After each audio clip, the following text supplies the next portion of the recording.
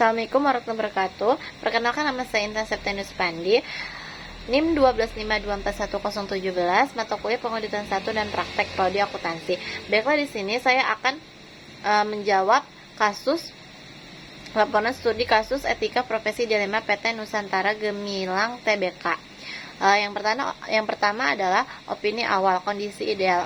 Opini wajar tanpa pengecualian, standar, report sempurna. Kenapa begini? Kalau semuanya sesuai buku, laporan udah ikut SAK, aturan akuntansi, proses audit udah ikut SA, aturan ngecek, dan bukti kita udah mantap, ya nggak ada alasan buat ngasih nilai jelek. Untuk perusahaan yang mau IVO, laporan ini juga harus nyentuh soal ICPR, sistem internal, ngasih tahu kalau nggak cuma angkanya aja yang benar, tapi cara ngerjain angkanya juga udah benar. Pengakuan pendapatan agresif yang mencoba menjawabnya dengan gaya yang lebih mengalir, kritis, dan berfokus pada dilema manusiawi di balik angka-angka akuntansi. Jawaban analisis kasus etika nomor 2, ujian integrasi Budi Santoso. Dilema ini adalah drama nyata yang dihadapi Budi Santoso yang rekan perikatan atau partner. Ia diminta memilih antara menyelamatkan bisnis kayak apanya dengan menjaga klien penyumbang 25% fee atau menjaga martabat dan keabsahan profesi akuntan publik. Manajemen PT DNJ Rian Wijaya, CEO, dan Dewi CVO memanfaatkan situasi akuisisi yang penting. Mereka tidak meminta saran, mereka meminta restu untuk menyimpang dari standar akuntansi keuangan SAK demi melambungkan valuasi. Kenapa ini masalah besar? Permintaan DNJ menciptakan ancaman yang langsung menghantam dua pilar utama Budi sebagai auditor, integritas dan objektivitas. Objektivitas hancur, seorang auditor harus netral ibarat wasit. Permintaan DNJ agar Budi menyetujui praktik industri tech yang tidak sesuai SAK berarti memaksa Budi melepas jubah wasit dan mengenakan jersey tim DNJ. Jika ia setuju, ia bukan lagi auditor independen melainkan pendukung. Kebijakan finansial klien, integrasi tergadai. Integrasi adalah berterus terang dan jujur. Jika Budi membiarkan laporan keuangan diterbitkan dengan kebijakan yang secara sadar melanggar SAK, meski dengan alasan industri tech, ia berpartisipasi dalam kebohongan. Laporan yang diterbitkan akan mengandung salah saji material yang dampaknya bisa merugikan investor global seperti Nikius Crop dan seluruh pemegang saham publik DNJ. Ancaman dibalik senyum CEO, tekanan yang diterima Budi jauh lebih dalam daripada sekedar permintaan formal. Ini adalah ancaman intimidasi yang terselubung. Ancaman fee, DNJ menyumbang 25% pendapatan kantor Budi. Ancaman kehilangan klien sebesar itu adalah mimpi buruk finansial yang secara otomatis memicu ancaman kepentingan pribadi, sleeve intercept. Budi tergoda untuk menukar objektivitasnya dengan stabilitas finansial kayak apa. Ancaman perkawanan, hubungan pertemanan dengan Rian, CEO, membuat Budi sulit berkata tidak. Ini adalah ancaman kedekatan yang membuat penilaian Budi menjadi lunak. Jalan keluar etis Budi menjadi tembok. Budi tidak boleh ragu. Sebagai partner yang bertanggung jawab atas opini audit, ia harus menjadi tembok pertahanan standar akuntansi. Tarik garis merah di SAK, Budi harus tegas menyampaikan bahwa opini audit hanya didasarkan pada SAK Indonesia, bukan praktik industri tanpa landasan standar. Ia harus mengomunikasikan konsekuensi yang tidak terhindarkan. Jika DNJ tetap menggunakan kebijakan tersebut, KEPA akan menerbitkan opini yang didominifikasi seperti wajar dengan pengecualian atau tidak wajar. Ini adalah language satu-satunya yang dipahami oleh manajemen perusahaan. Alihkan bola ke Dewan Komisaris. Karena isu ini melibatkan manajemen puncak, CEO dan CVO yang berkeras, Budi harus mengangkat masalah ini secara resmi kepada Komite Audit dan Dewan Komisaris. Tugas Komite Audit adalah memastikan kualitas pelaporan keuangan dengan eskalasi ini. Budi melindungi dirinya sendiri dan memaksa isu tata kelola. Governance ini diselesaikan pada level tertinggi perusahaan sesuai prosedur yang benar. Kesimpulannya, ujian Budi Santoso adalah ujian profesionalisme. Ia harus rela kehilangan klien sebesar 25% fee demi mempertahankan integritasnya. Opini wajar tanpa pengecualian adalah jaminan kepatuhan, bukan stiker yang bisa dibeli demi melancarkan proses akuisisi. 3. Mengenai ancaman terhadap independensi akibat hubungan keluarga dan kepentingan keuangan dengan gaya penulisan yang detail dan lugas. Independensi adalah ancaman kepentingan keuangan dan hubungan keluarga. Hubungan antara Ibu Citra Lestari, manajer audit senior di KFA terpercaya dan kakaknya, Bapak Anton Lestari, Direktur Pemasaran DNJ, merupakan ancaman yang sangat signifikan terhadap independensi KFA terpercaya dan rekan, yang ditekankan oleh temuan Andi pertama mengenai kompensasi ofisi saham Anton. Jenis-jenis ancaman terhadap independensi berdasarkan KFA. Berdasarkan kerangka kerja konseptual Kode Etik Profesi Akuntan Publik (KEFAP), ancaman kedekatan familiarity trait. Ancaman ini timbul karena adanya hubungan yang erat dan berlangsung lama antara anggota tim perkaitan asuransi dengan klien. Dalam kasus ini, Citra Lestari adalah kakak kandung dari Direktur Pemasaran DNJ. Hubungan keluarga sedarah seperti ini dianggap sebagai hubungan yang paling dekat, yang dapat menyebabkan auditor menjadi terlalu bersimpati dengan kepentingan klien. Kedekatan ini dapat membuat Citra cenderung kurang bersikap skeptis profesional atau terlalu mudah menerima representasi manajemen, terutama yang melibatkan kinerja departemen kakaknya atau pemasaran yang terkait langsung dengan pendapatan yang sedang diperdebatkan. Ancaman kepentingan pribadi, self-interest.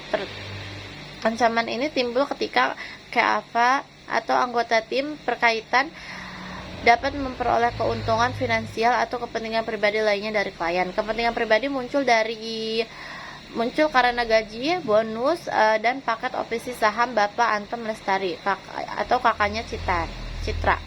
Sangat material dan secara langsung akan meroket nilainya jika akuisisi berhasil dengan valuasi tinggi.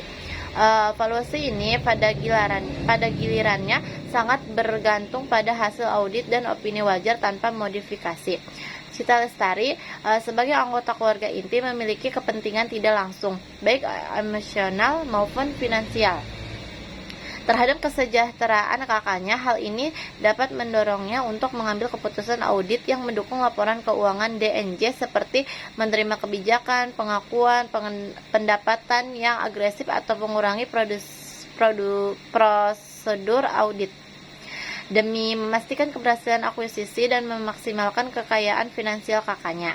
Tingkat ancaman yang dapat diterima, ancaman yang muncul dari hubungan keluarga inti dengan posisi kunci di klien, khususnya di perusahaan publik atau emiten yang sedang menghadapi transaksi material akuisisi, berada pada tingkat yang sangat tinggi dan tidak dapat diterima. Sesuai KEPAF Seksi 521 tentang hubungan keluarga dan prodi, hubungan sedara dekat seperti saudara kandung antara anggota tim perkaitan dengan direktur atau pejabatan yang memiliki pengaruh signifikan atas posisi keuangan klien menciptakan ancaman yang sangat signifikan terhadap independensi yang tidak dapat diatasi oleh pengaman selain dengan mengeluarkan individu tersebut dan perkaitan. Pengamanan yang harus segera diterapkan. KAFA terpercaya dan rekan harus segera menerapkan pengamanan yang paling efektif, yang dalam kasus ini berarti mengeliminasi ancaman sepenuhnya, bukan hanya mereduksinya. Penarikan anggota tim. Ibu Citra Lestari harus segera ditarik dari perkaitan audit PT DNJ, mengingat posisinya sebagai manajer audit senior yang bertanggung jawab penuh atas perencanaan dan pelaksanaan di lapangan. kehadirannya di tim sudah mencemari independensi. Penggantinya harus manajer audit senior lainnya yang sepenuhnya independen dan yang menelah ulang semua pekerjaan yang telah dilakukan Citra. Penelahan independen atas pekerjaan. Pengendali mutu berkaitan harus menelah secara kritis semua penilaian dan pertimbangan signifikan yang telah dibuat oleh Citra Lestari sebelum penarikan dirinya, terutama yang berkaitan dengan pengakuan pendapat agresif dan cakupan pengujian, pengungkapan dan komunikasi. Budi Santoso atau rekan perkaitan wajib mengediskusikan temuan hubungan ini dengan Komite Audit DNJ. Ini adalah bagian dari komunikasi independensi auditor yang harus dilakukan. KEP terpercaya dan rekan harus mendokumentasikan secara lengkap ancaman penilaiannya dan langkah-langkah pengaman yang telah diambil. Mengabaikan ancaman ini dapat berujung pada hilangnya independensi atau fakta dan inferensi atau penampilan yang berpotensi melanggar peraturan profesi dan OJK. 4. Penawaran jasa non-audit. Ancaman independensi. Keputusan rekan perkaitan Budi Santoso untuk menawarkan jasa konsultasi pajak yang besar melibatkan restrukturisasi entitas yang kompleks kepada PT DNJ. Sementara KEPA terpercaya dan rekan sedang mengaudit laporan keuangannya, menimbulkan ancaman serius terhadap independensi KEPA. Jenis-jenis ancaman terhadap independensi berdasarkan KEPA. Berdasarkan kerangka kerja konseptual Kode Etik Profesi Akuntansi Publik KEPA, penawaran dan penyediaan jasa non-asuransi atau JNA. Ini memunculkan ancaman utama, ancaman telah pribadi, Ini adalah ancaman yang paling signifikan. Ancaman ini timbul ketika opini audit akan didasarkan pada atau dipengaruhi oleh pekerjaan atau keputusan yang dibuat oleh KEPA itu sendiri dalam menyediakan jasa non-asuransi atau JNA. Dalam kasus ini, jasa restrukturisasi pajak akan melibatkan perancangan struktur legal, alokasi nilai aset, dan mungkin penentuan basis pajak.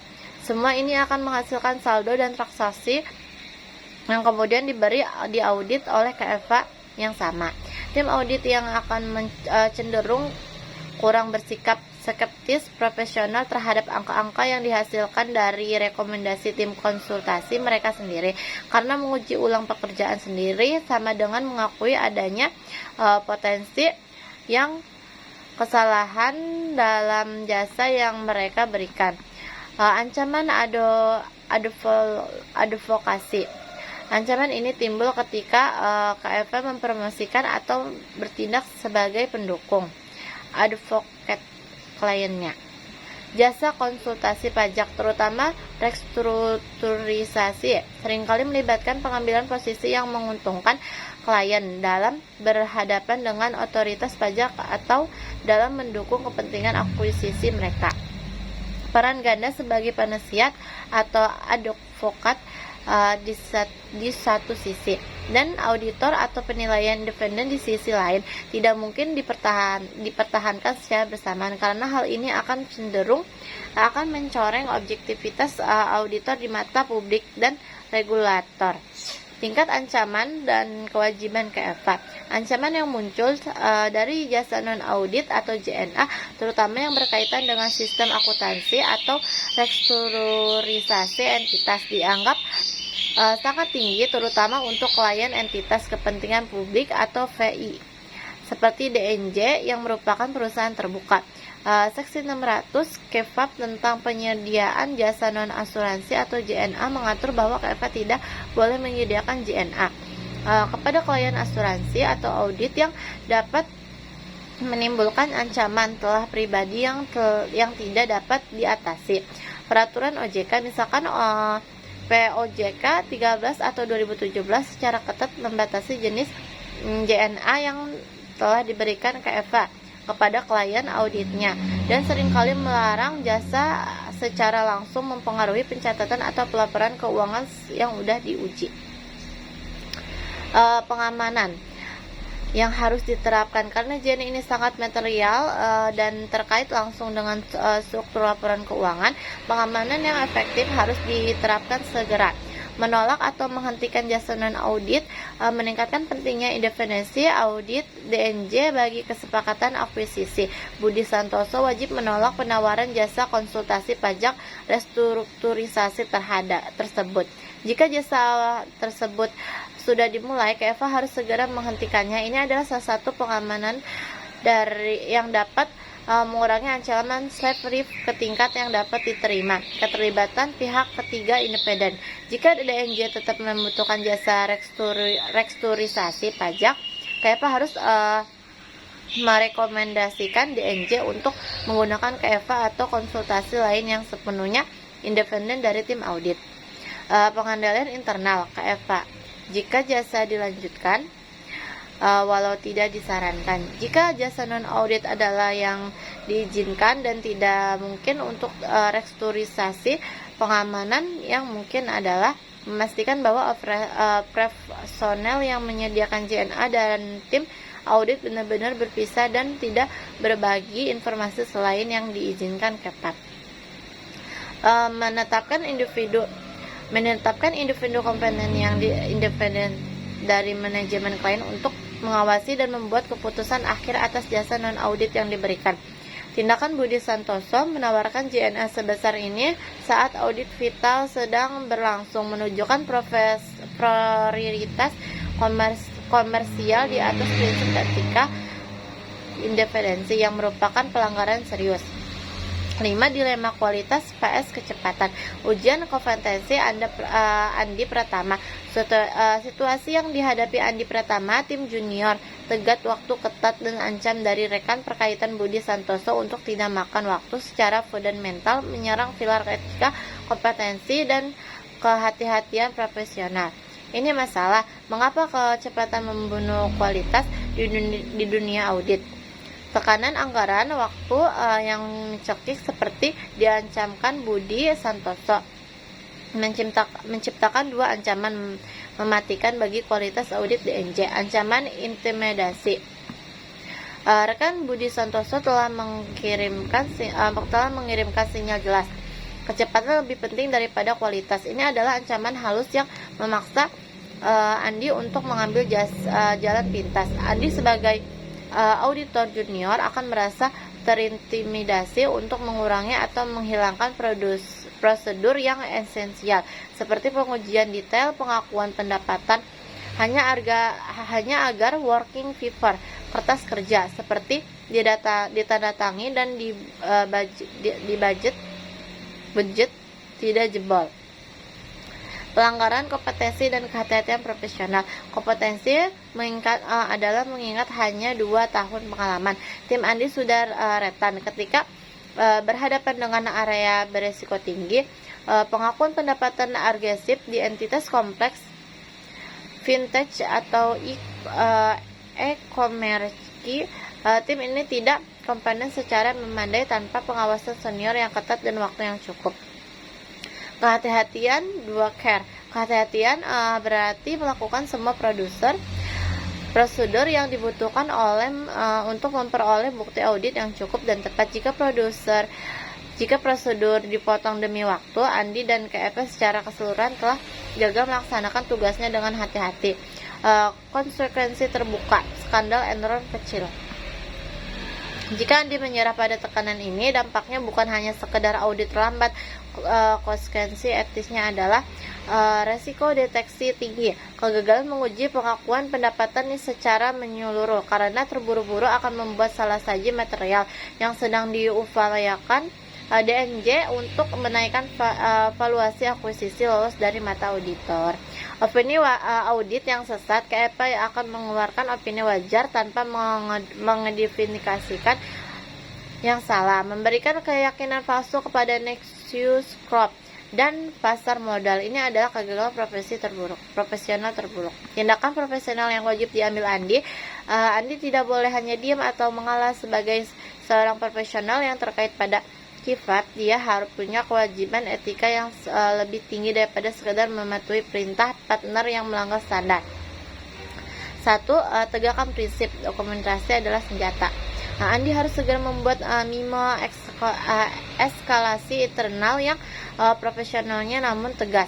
Identifikasi resiko, catat secara spesifik mengingat sifat kompleks DNJ atau vintage Comrie dan resiko salah saja material di area pengakuan pendapatan yang terindikasi agresif. Waktu yang dialokasikan saat ini tidak memungkinkan kami untuk mendapatkan bukti audit yang cukup tepat. Hitung kebutuhan, hitung relasi jam kerja tambahan yang diperlukan dan minta alokasi senior atau manajemen yang lebih berpengalaman untuk membantu terutama di area berisiko. 2. Konfrontasi profesional dengan partner. Andi harus menyampaikan kepada Budi Santoso bahwa mempertahankan independensi dan kualitas audit adalah prioritas hukum dan etika KEPAT. Pak Budi hanya mengerti masalah anggaran, tetapi jika kita memangkas produser di area pendapatan, kita melanggar standar audit. Opini kita tidak akan bisa di bawah 700.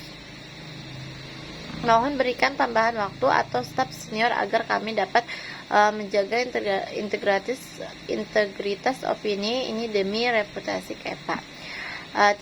Ekskalasi ke fungsi kualitas. Jika Budi Santoso tetap menekankan dan menolak penambahan waktu atau staf, Andi harus mengeskalasi masalah ini kepada partner kualitas atau pihak lain dalam struktur governance KEPA. Dalam situasi akuisisi besar seperti ini, KEPA menjibkan auditor mencari jalan keluar untuk mengurangi ancaman ke tingkat yang dapat diterima. Jika ancaman intimidasi dan kurangnya kompetensi ini tidak bisa diatasi, satu-satunya pengamanan tersisa adalah mengundurkan diri dan perikatan lepas tangan. Lebih baik kehilangan fee daripada mempertahankan seluruh izin praktik KEPA. Integritas harus menang. 6. Imbalan jasa belum dibayar. Ancaman kreditur, keputusan DNJ untuk menunda pembayaran fee audit tahun lalu dan menyajikan janji pembayaran di masa depan menciptakan ancaman yang sangat nyata terhadap independensi KEPA dan terpercaya dan rekan dalam melakukan audit tahun berjalan. Jenis-jenis ancaman terhadap independensi berdasarkan KEPA. Masalah unpaid fee dikategorikan sebagai ancaman utama. Ancaman kepentingan pribadi, self-interest KEPA terpercaya dan rekan secara efektif berubah status dari auditor independen menjadi kreditur bagi PT DNJ. KEPA ini kini memiliki kepentingan finansial langsung terhadap kesehatan, keuangan, dan kelangsungan usaha DNJ. Jika DNJ mengalami masalah keuangan dan berisiko gagal bayar, going concern, KEPA akan terancam kehilangan fee yang sudah menjadi haknya dari audit tahun lalu.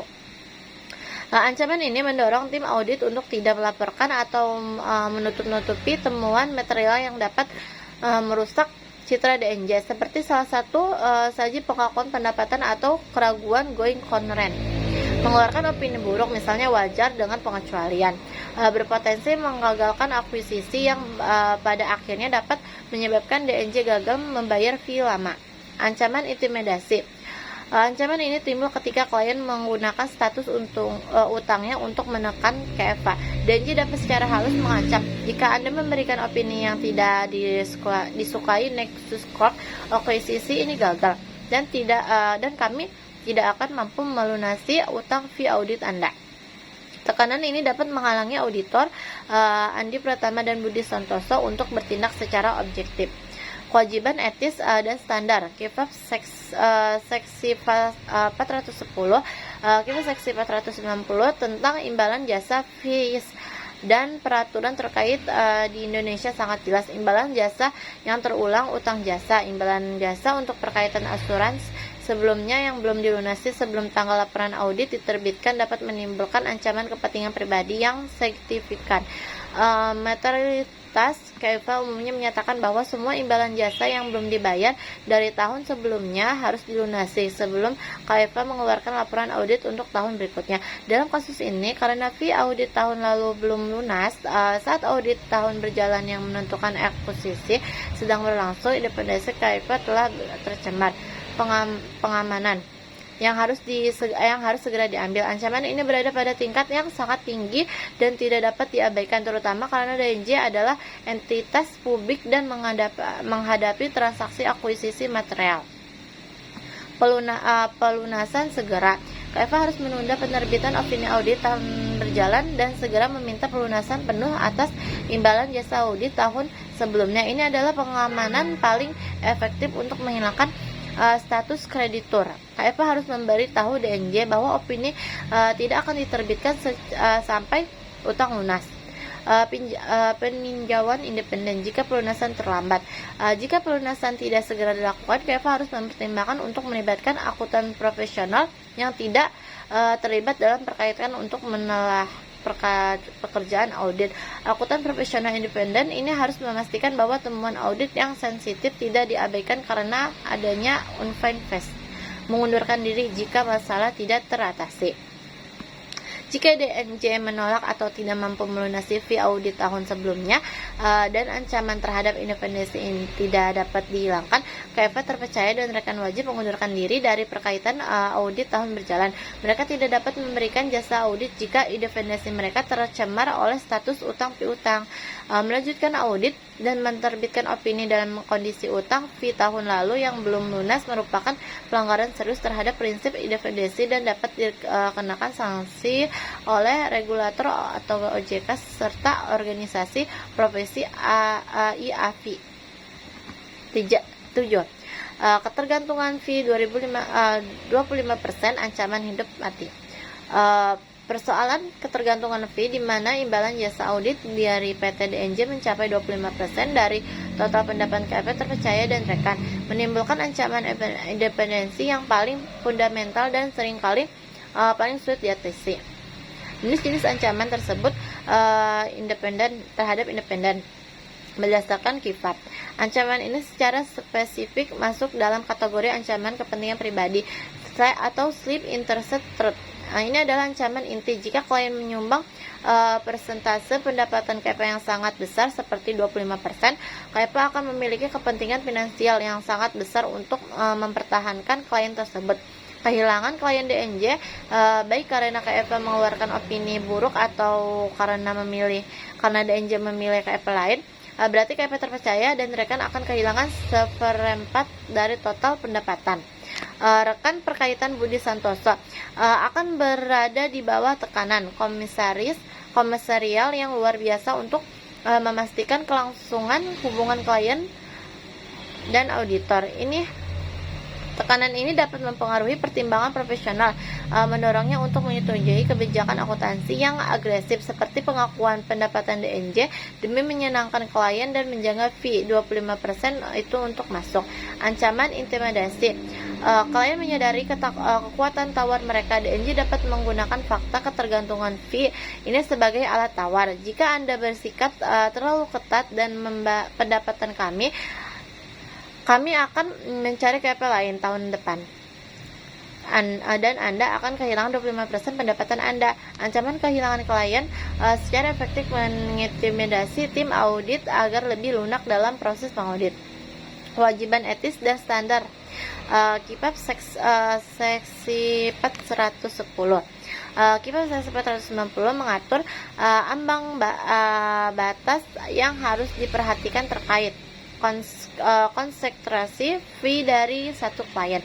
Jika imbalan jasa dari satu klien atau sekelompok klien terkait sangat signifikan terhadap total fee KFV, umumnya di atas 50% atau 20% dianggap sangat signifikan untuk entitas kepentingan publik atau emiten. Ancaman kepentingan pribadi dianggap pada tingkat yang tinggi. Pada persentase 25%, ancaman ini tidak dapat diterima tanpa pengamanan yang sangat kuat, terutama karena DNJ adalah entitas kepentingan publik TBK dan sedang menghadapi transaksi akuisisi yang material. Pengamanan atau safeguard yang harus diambil. Pengamanan harus difokuskan pada upaya untuk mengurangi signifikan fee DNJ terhadap PFA atau memastikan semua keputusan audit ditelah oleh pihak ketiga independen. Pengurangan konsentrasi fee atau jangka pendek. KP terpercaya dan rekan harus menyusun rencana strategis untuk mengidentifikasikan basis kliennya dalam jangka waktu yang wajar, sehingga fee dan DNJ turun di bawah ambang batas kritis, misalnya di bawah 15%. Pengendalian mutu eksternal. Untuk audit DNJ tahun berjalan yang kritis ini, KP harus meminta penelahan pengendalian mutu perkaitan yang dilakukan oleh seorang akuntan publik eksternal dari KP lain yang kompeten dari independen. Bukan hanya penelahan internal KP, penelahan eksternal ini akan memberikan objektivitas tertinggi terhadap semua pertimbangan material yang dibuat tim Budi Santoso. Konsultasi dan pengungkapan. Budi Santoso wajib mengediskusikan secara terbuka masalah ketergantungan fee ini dengan Komite Audit DNJ. Transparansi ini akan memungkinkan Komite Audit DNJ untuk menerapkan pengawasan yang lebih ketat terhadap proses audit. Mengabaikan fee 25% ini berarti KP secara sadar menerima resiko bahwa keputusan auditnya akan dipertanyakan di mata regulator dan publik karena independensi penampilannya sudah rusak. 8. Langkah Pinan atau prinsip integrasi dan pengunduran diri. Q8. Pertanyaan 8 memerlukan sintesis dari semua ancaman etika yang terindikasi, mulai dari hubungan keluarga, Q3 jasa non audit, Q4 tekanan anggaran, Q5 imbalan belum dibayar, Q6 hingga ketergantungan fee, Q7. Akumulasi dan tingkatan keparahan ancaman-ancaman ini menempatkan KP terpercaya dan rekan pada posisi di mana independensi mereka berada di level yang sangat tinggi dan tidak diterima. 1. Sintesis ancaman yang wajib dibatasi. Sebelum melanjutkan audit, KP wajib menerapkan pengamanan yang menghilangkan eliminates, bukan hanya mengurangi ancaman kritis. Pengaman wajib yang tidak bisa ditawar. Hubungan keluarga, penarikan wajib. Ibu Citra Lestari harus ditarik dari perkaitan, imbalan belum dibayar, pelunasan wajib. Utang fee audit tahun lalu harus dilunasi penuh sebelum opini audit tahun ini diterbitkan. Jasa non audit, penolakan wajib. Penawaran jasa restrukturisasi pajak harus dibatalkan atau ditolak. Ketergantungan fee, peninjauan eksternal wajib dilakukan penelahan mutu berkaitan oleh pihak eksternal KP lainnya. 2. Keputusan profesional terakhir. Setelah mengomunikasikan semua persyaratan etika di atas kepada manajemen dan komite audit PT DNJ, KP terpercaya dan rekan menghadapi 2 skenario akhir.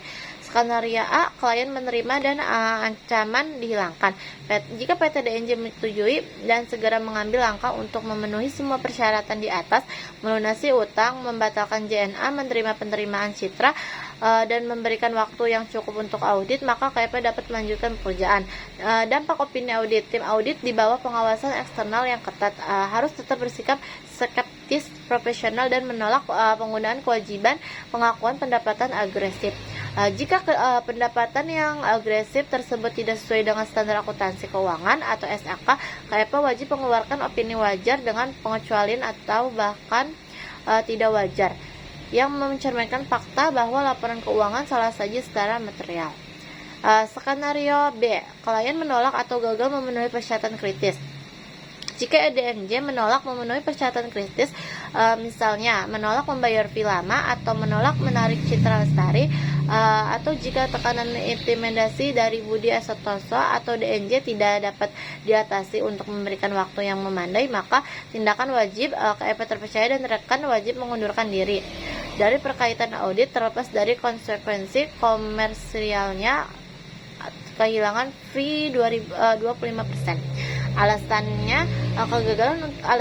kegagalan untuk menghilangkan ancaman kritis berarti KP tidak dapat mengeluarkan opini independen. Menerbitkan opini dalam kondisi seperti ini merupakan pelanggaran integritas dan independensi yang paling serius dan dapat berujung pada pencabutan izin praktis oleh regulator OJK atau IAPI. Kesimpulan akhir, pada akhirnya integritas dan perilaku profesional, prinsip etika yang dipertaruhkan mengharuskan KEP terpercaya dan rekan menempatkan kepentingan publik, investor atau pasar modal di atas kepentingan komersialnya sendiri, menjaga fee 25% atau menghindari kesulitan Budi Santoso. Keputusan profesional terakhir yang paling etis adalah mengundurkan diri jika dan hanya jika KEP gagal mengamankan diri dari ancaman finansial dan hubungan yang tidak dapat diatasi. 9. Dilema etika utama Budi Santoso, konflik peran. Dilema etika yang dihadapi oleh rekan berkaitan Budi Santoso adalah dilema klasik dalam profesi akuntan publik, konflik antara peran komersial KEP dan kewajiban profesional sebagai auditor independen. Inti konflik menjaga klien vs menjaga standar. Budi Santoso tertangkap dalam dua tekanan yang saling bertolak belakang. Tekanan komersial, kewajiban untuk menjaga profitabilitas dan kelangsungan KEP. Tekanan ini diperburuk oleh dua faktor finansial, ketergantungan fee 25% Q7 dan potensi utang fee lama yang belum dibayar. Kehilangan DNJ berarti berancam finansial, kewajiban untuk menyenangkan klien atau DNJ dan memfasilitasi akuisisi dengan opini wajar tanpa modifikasikan demi menjaga hubungan bisnis jangka panjang. Kewajiban profesional, professional obligation, kewajiban untuk menjaga independen, integrasi dan objektivitas profesi. Ini berarti menjaga skeptisisme profesional seperti yang dilakukan Andi Pratama terhadap pengakuan pendapatan agresif, memenuhi standar audit atau SA dan kode etik profesi akun publik KIFAP dengan mengeliminasi ancaman-ancaman yang tidak dapat diterima. Pelanggaran prinsip etika utama Budi Santoso. Tindakan dan tekanan yang diberikan Budi Santoso menunjukkan ia telah melanggar atau berisiko melanggar 3 prinsip etika fundamental KIFAP. 1. Integritas. Pelanggaran Budi Santoso mengutamakan kepentingan komersial, menjual jasa konsultasi pajak, menjaga fee, dan kejujuran dan keterangan dalam hubungan profesional. Dampaknya Budi gagal bertindak lurus dan jujur ketika ia mendiamkan atau menekan timnya Andi Pratama untuk mengabaikan bukti demi menghasilkan opini wajar tanpa memodifikasikan. 2. Objektivitas. Pelanggaran objektivitas mengharuskan audit tidak membiarkan bias, konflik kepentingan atau pengaruh yang tidak semestinya mempengaruhi pertimbangan profesional. Dampaknya Budi secara langsung menciptakan konflik kepentingan dengan menawarkan jasa non-audit dan membiarkan utang fee. Ia membiarkan kepentingan pribadi, merusak penilaian auditnya terhadap pengakuan pendapatan yang agresif. 3. Kompetensi dan kehati-hatian profesional. Pelanggaran Budi menekan tim junior Andi Pratama untuk menyelesaikan audit dengan anggaran waktu yang tidak makan waktu. Dampaknya tindakan ini secara langsung menghambat kemampuan tim untuk merencanakan dan melaksanakan prosedur audit secara memadai, sehingga beresiko gagal mendeteksi salah saji material. Keputusan harus diambil Budi Santoso. Satu-satunya cara bagi Budi Santoso untuk menyelamatkan integritasnya dan KEP adalah dengan melakukan perubahan prioritas total. Ia harus mendukung Andi Pratama, segera mendukung kebutuhan Andi akan waktu dan sumber daya senior untuk menguji di area pengakuan pendapatan secara ketat. Mengeliminasi ancaman, mengambil tindakan keras untuk menghilangkan ancaman kritis, pelunasan utang fee, penarikan citra, pembatalan JNA. Menerima konsekuensi opini, menerima bahwa jika pengakuan pendapatan DNJ melanggar SA, opini wajar wajib menjadi wajar dengan pengecualian meski ini berarti beresiko akuisisi batal dan kehilangan klien 25% fee.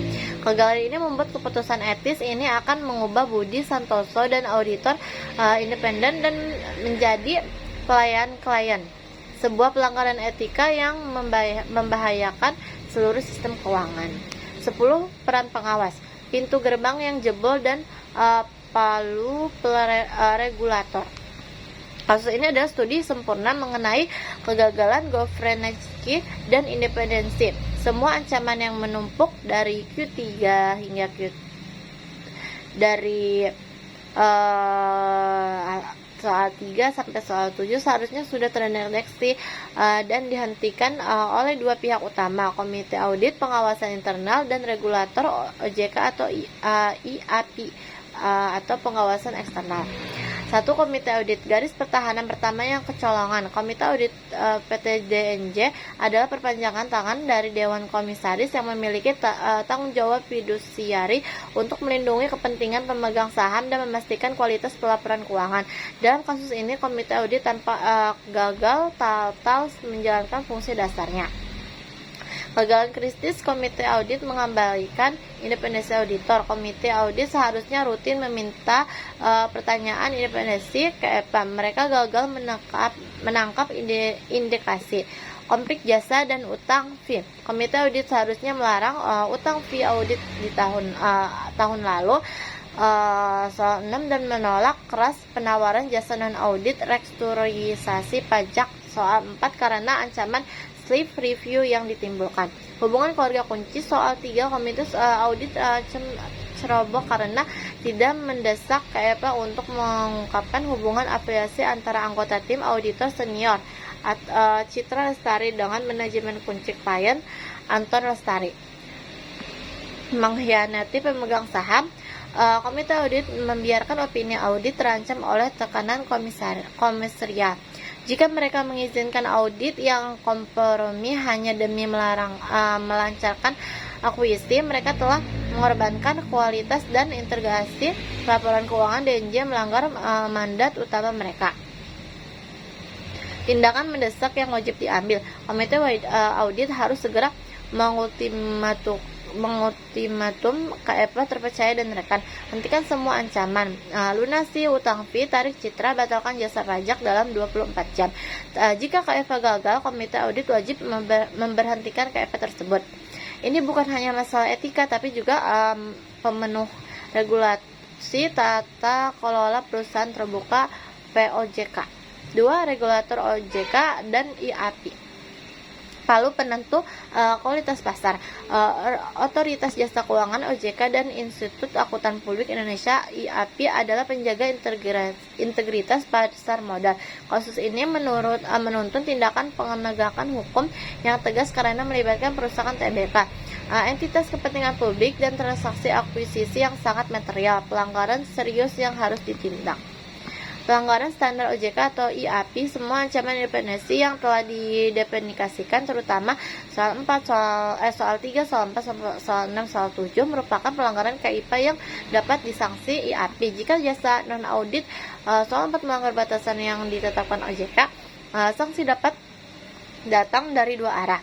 Ancaman sistematik, ketergantungan fee 25%. Soal 7 yang menciptakan dilema di KEPA menentukan kelemahan sistem pengendalian mutu internal KEPA. Regulator harus melihat ini sebagai resiko sistematik yang bisa merusak kepercayaan investor terhadap laporan keuangan lainnya. Sanksi dan perbaikan yang diperlukan. Sanksi tegas terhadap Budi Santoso. Jika terbukti Budi Santoso sengaja menekan timnya salima atau mengkompromikan independensi demi fee, ia harus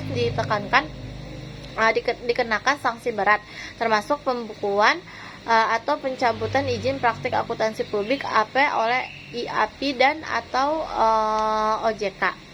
Audit kualitas atau AQR. Regulator wajib melakukan audit kualitas IKR mendalam terhadap KEPA terpercaya dan rekan. Jika ditemukan kegagalan berulang, sanksi dapat diperluas hingga pembukuan izin operasional KEPA itu sendiri. Intinya, Komite Audit harus membersihkan rumahnya sendiri, dan regulator harus mengirimkan sinyal jelas ke seluruh profesi. Independensi bukanlah barang dagangan. Baiklah, cukup sekian dari saya. Terima kasih setelah menonton. Assalamualaikum warahmatullahi wabarakatuh.